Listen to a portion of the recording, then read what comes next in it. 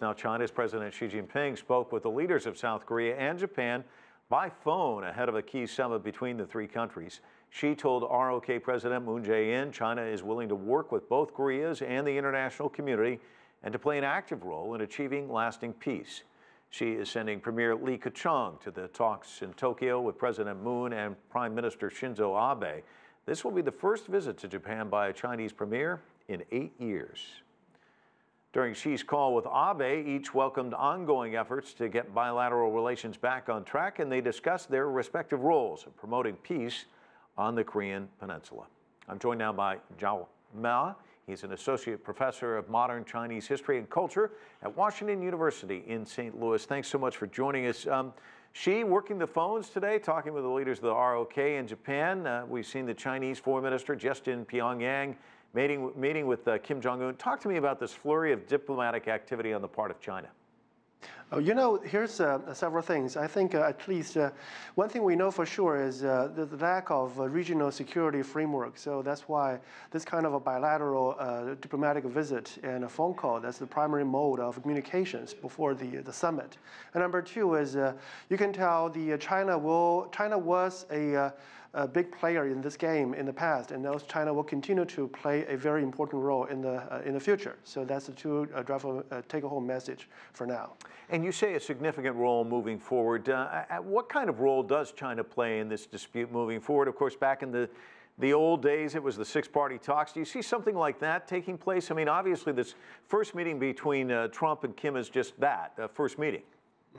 You know, I think, first of all, the old six-party talks, I don't think it will come back, primarily because when you have 6 countries all around one table, so there's too many voices and too many national security interests for each individual participants. So it's going to be really hard to coordinate. So that's the reason we see over the past 1 month this kind of bilateral talks and visits. So that's the main game we have so far. And also for China, I think at least we can tell the North Korea and China was in a very low relationship for over the past year, but now it's getting better.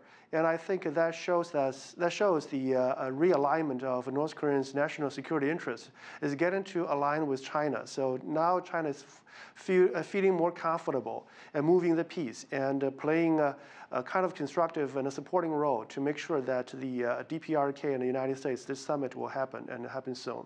And how optimistic are you about the outcome of that summit? Well, I'm optimistic for the summit, and because with so many bilateral visits and to prepare this talk, and I think it will happen. And but the problem is, I think maybe 2 problems. One is what's on the table when 2 leaders sit down and talk to each other. You know, denuclearization is obviously the biggest topic, but then how soon, how fast, and will the timetable on both sides? Can they cooperate? Can they collaborate with each other? And number 2 is what comes out of this summit and what will happen next. And in the past, we see talks and we see negotiations, we see treaty signing agreements, but because the election in the United States and because the election in South Korea, so those done deals will no longer be a done deal, after the new administration took power. So that's something we also need to monitor. You know, the U.S. president has said repeatedly he's thanked China for its help in the maximum pressure campaign. Give me your sense of how critical China has been in getting us to this point in the negotiations.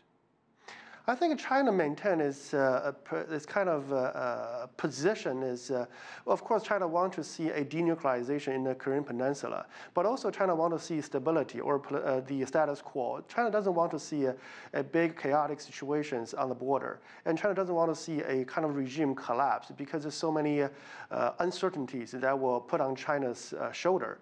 And so that's why when North Korea acting so aggressively and so kind of recklessly, that is against China's national interests. So that's why we see this decline of PRC and DPRK relations.